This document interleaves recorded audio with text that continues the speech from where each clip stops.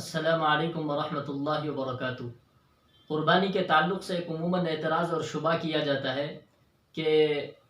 بھئی قربانی کی وجہ سے امت کا اربوں روپیہ نالیوں میں بہہ جاتا ہے، تو امت کو چاہیے کہ بجائے اپنے جانوروں کو قربان کرنے میں اتنا پیسہ خرچ کرنے کے کسی غریب کی مدد کر دی جائے، اور کسی کی شادی کر دی جائے، کسی کے لیے کھانے کا انتظام کیا جائے، اور فلٹر اور کولر اور پانی کا انتظام کیا جائے، اس سے زیادہ فائدہ ہوگا۔ تو یہ عقل کا استعمال کرنے والے لوگوں کا بہت زیادہ اعتراض ہوتا ہے، اور لوگوں کو شکوک و شبہات کا شکار کرنے میں بہت زیادہ ان کا رول ہوتا ہے۔ تو اولاً جواب یہ ہے کہ قربانی کرنا اللہ تبارک و تعالیٰ کا حکم ہے، تو جب اللہ تبارک و تعالیٰ کا حکم ہے تو ہمیں کرنا ہی چاہیے، تو پھر عقل سے اس کو پرکھنے کی کیا ضرورت ہے؟ اللہ تبارک و تعالیٰ نے ارشاد فرمایا فَصَلِّ لِرَبِّكَ وَانْحَرْ، اے محمد صلی اللہ علیہ وسلم آپ نماز پڑھیے اپنے رب کے لیے اور قربانی کیجیے۔ اور روایات میں ہے کہ نبی صلی اللہ علیہ وسلم نے مدینہ پہنچنے کے بعد 10 سال مکمل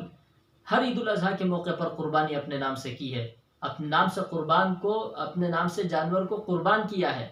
تو ایسی صورت میں ہمیں کرنے میں کیا حرج ہے؟ کیوں اعتراض اور شبہ پیدا ہوتا ہے کہ کیوں امت کا اتنا پیسہ نالیوں میں بہا جائے؟ کہ کیا یہ اس سے کوئی بڑھیا بات اللہ تبارک و تعالیٰ کی نگاہ میں تھی اور اللہ تعالیٰ نعوذ باللہ اس کو حکم نہ فرما رہے ہو؟ یہ بعض لوگوں کے ایسے خیالات ہیں، اور فاسد خیالات کو امت میں اور لوگوں میں رواج دینا چاہتے ہیں، اور قربانی کی عمل اور حقیقت سے لوگوں کو غافل کرانا چاہتے ہیں۔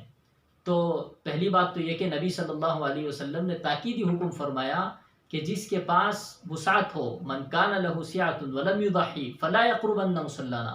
او کما قال النبی صلی اللہ علیہ وسلم۔ نبی صلی اللہ علیہ وسلم نے ارشاد فرمایا کہ جس کے پاس مال ہو وہ قربانی کر سکے، اور پھر بھی قربانی نہ کرے، قربانی ادا نہ کرے، تو ایسی صورت میں نبی صلی اللہ علیہ وسلم نے فرمایا کہ فلا یقربن مصلانا، تو ایسے شخص کو چاہیے کہ ہمارے عیدگاہ کے قریب بھی نہ آئے۔ تو اتنی سخت وعید نبی صلی اللہ علیہ وسلم نے فرمائی ہے، تو اس کے باوجود بھی بعض لوگوں کے یہ اعتراضات اور شبہات ہوتے ہیں کہ بھئی یہ قربانی کے لیے اتنا پیسہ کیوں خرچ کیا جائے؟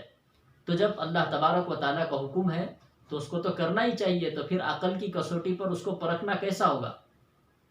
اور نبی صلی اللہ علیہ وسلم کا خود عمل مبارک ہے کہ نبی صلی اللہ علیہ وسلم نے مسلسل بنا کسی عید الاضحیٰ کے موقع پر قربانی کو ترک کیے، نبی صلی اللہ علیہ وسلم نے مسلسل مدینہ میں قربانی کی ہے، تو پھر اس کو کیسے چھوڑا جا سکتا ہے؟ اور حضرت ابراہیم علیہ السلام کی یہ سنت ہے کہ حضرت ابراہیم علیہ السلام کو اللہ تبارک و تعالیٰ نے خواب میں یہ دکھایا کہ وہ خود اپنے بیٹے حضرت اسماعیل علیہ السلام کو ذبح کر رہے ہیں۔ بہت دفعہ انہوں نے خواب میں دیکھا، تو انبیاء علیہ السلام کا خواب بھی وحی ہوتی ہے، تو وحی کے ذریعے سے گویا کہ انہیں حکم ہوا، تو انہوں نے اپنے بیٹے حضرت اسماعیل علیہ السلام سے پوچھا کہ انی ارا فی المنام انی اذبحک فانظر ماذا تری، کہ میں تمہیں خواب میں دیکھ رہا ہوں کہ میں تمہیں ذبح کروں،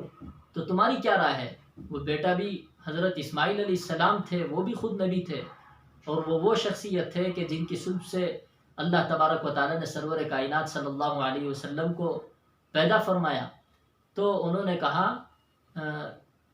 یا ابت افعل ما تؤمر، کہ اے ابا آپ یہ کام کر گزریے جس کا آپ کو حکم دیا گیا، کیونکہ وہ خوب جانتے تھے کہ انبیاء علیہ السلام کا خواب بھی وحی اور حکم کے درجے میں ہوتا ہے۔ تو انہوں نے فوراً کہا کہ آپ مجھے قربان کر دیجئے، میں اللہ کی راہ میں قربان ہونے کے لیے تیار ہوں۔ اور یہ نہیں اعتراض کیا حضرت اسماعیل علیہ السلام نے کہ ابا کیا ہو گیا آپ کو، آپ مجھے قربان کریں گے، میں ایک انسان ہوں، آپ کا بیٹا ہوں، اور میں نے کیا جرم کیا ہے؟ اور نابالغ تھے اس وقت میں، جس وقت میں اللہ تبارک و تعالیٰ نے ان کو ذبح کرنے کا حکم دیا تھا۔ تو ایسے انہوں نے بالکل اعتراض نہیں کیا، انہوں نے کہا ستجدنی انشاءاللہ من الصابرین، آپ مجھے ذبح کر دیجئے، آپ مجھے صبر کرنے والوں میں سے پائیں گے۔ یہ نہیں کہ اللہ کے حکم کے آگے میں اپنی ٹانگ اڑاؤں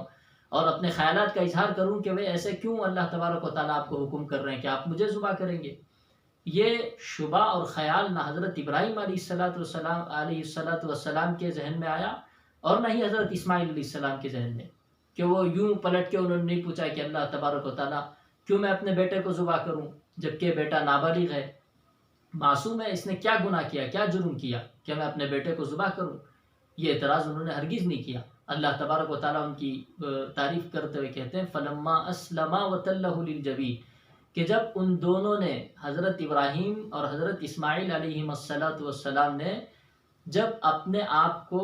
اور اپنی خواہشات کو اللہ تعالیٰ کے حکم کے آگے قربان کر دیا، اپنے آپ کو اللہ کے حکم کے آگے نچھاور کر دیا، وَتَلَّهُ لِلْجَبِينِ، اور پھر حضرت ابراہیم علیہ السلام نے حضرت اسماعیل علیہ السلام کو پیشانی کے بل لٹایا کہ چہرہ دیکھ کے کہیں رحم نہ آئے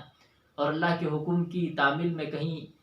تاخیر نہ ہو اور دل میں ترحم کا معاملہ نہ پیش آ جائے کہ اللہ کے حکم کی خلاف ورزی ہوگی۔ تو اللہ تبارک و تعالیٰ نے کہا قد صدقت الرؤیا انا کذلک نجزی المحسنین، اللہ تبارک و تعالیٰ نے دمبا بھیج دیا اور حضرت اسماعیل علیہ السلام وہاں کھڑے مسکرا رہے اور یہاں دمبا ذبح ہو گیا۔ تو اللہ تبارک و تعالیٰ کی ایک آزمائش تھی۔ اور دوسری بات، ہر عمل کی ایک حقیقت ہے اسلام کے اندر۔ اب کوئی شخص یہ کہے کہ بھئی اللہ تبارک و تعالیٰ نے نماز پڑھنے کا حکم دیا، نماز پڑھنے میں 10 سے 15 منٹ صرف ہوتے ہیں، بجائے میں یہاں 10 سے 15 منٹ لگانے کے کسی مریض کی عیادت کر لوں گا، اس سے مخلوق کی بھی دل جوئی ہو جائے گی۔ تو ایسے تھوڑی ہوگا۔ اللہ نے حکم دیا، جس کو ہم نے اپنا رب تسلیم کیا، اپنا معبود حقیقی تسلیم کیا، اس کے سامنے تو سر جھکانا ہے ہم کو۔ تو یہ اعتراض تھوڑی وہاں کیا جائے گا کہ بھئی یہاں خرچ کرنے کے بجائے میں کسی اور کی مدد کر لوں گا مخلوق کی، وہ بھی تو اللہ ہی کی مخلوق ہیں، ایسا نہیں ہوگا۔ تو جو اللہ نے حکم دے دیا بس دے دیا، اس پر عمل کرنا ہے، اپنے خیالات کا اظہار نہیں کرنا ہے کہ بھئی اربوں روپیہ امت کا نالیوں میں بہہ رہا ہے۔ نالیوں میں کیوں بہے گا؟ اللہ تبارک و تعالیٰ اس کے بدلے خوب اجر و ثواب عطا فرمائیں گے۔ حتیٰ کہ نبی صلی اللہ علیہ وسلم نے ارشاد فرمایا کہ قربانی کا جانور جیسے آدمی نے ذبح کیا، جانور اپنے کھروں کے ساتھ، اپنے سینگوں کے ساتھ اور اپنے تمام اعضاء کے ساتھ آئے گا، یعنی ان چیزوں کے ساتھ جس کو آدمی بے ضرورت سمجھ کے پھینک دیتا ہے، اس کی سینگ ہے، اس کے کھر ہے، ان چیزوں کو تو عموماً استعمال نہیں کیا جاتا، پھینک ہی دیا جاتا ہے۔ تو ایسی چیزوں کو بھی جس کو انسان کسی فائدے میں نہیں لا رہا ہے، نبی صلی اللہ علیہ وسلم نے ارشاد فرمایا کہ جانور بیائی ہی ان کے ساتھ آئے گا اور کل ترازو کے پلڑے میں رکھا جائے گا اور ہر بال کے بدلے میں ایک نیکی ملے گی۔ تو ہمیں یہ نہیں سوچنا چاہیے کہ اس سے ہمارا نقصان ہو رہا ہے، ہماری مالیت پہ نقصان ہو رہا ہے، اس کی وجہ سے فائدہ ہی ہو رہا ہے۔ اور اللہ تبارک و تعالیٰ کا حکم ہے اور احکامات اسلام میں عقل کو دخل نہیں دیا کرتے کہ عقل کی نگاہ میں اس کو پرکھا جائے، عقل کی کسوٹی پر اس کو دیکھا جائے۔ بھئی عقل کی ترازو میں کتنی چیزیں آ سکتی ہیں، جب اللہ تبارک و تعالیٰ نے کہہ دیا تو عقل سلیم ہونے کا تو یہی تقاضا ہے۔ کسی کو عقل سلیم میسر ہو تو وہ تو یہی کہے گا کہ بھئی اب سوچنے کی کیا ضرورت ہے، اللہ نے کہہ دیا اور اس کے رسول کا طریقہ ہے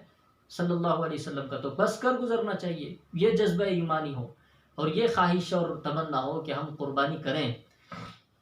اور اس قربانی کے عمل سے مقصود یہ ہے کہ ہم اپنے تمام جذبات کو، خواہشات کو، اپنی تمام ان چیزوں کو جو اللہ تعالیٰ کے حکم کے مقابلے میں ہمارے دلوں میں پیدا ہوتی ہے، نبی صلی اللہ علیہ وسلم کے طریقوں کے خلاف جو طریقے ہم اپنانے کو ہمارا دل کرتا ہے، ان سب چیزوں کو ہم اللہ کے آگے قربان کر رہے ہیں۔ تو یہ تمنا ہو اور یہ جذبے کے ساتھ ہم اگر قربانی کریں گے تو اس کا بہت زیادہ فائدہ ہوگا انشاءاللہ۔ اللہ تعالیٰ ہم سب کو عمل کی توفیق عطا فرمائے، مجھے بھی اور آپ سب حضرات کو بھی، آمین۔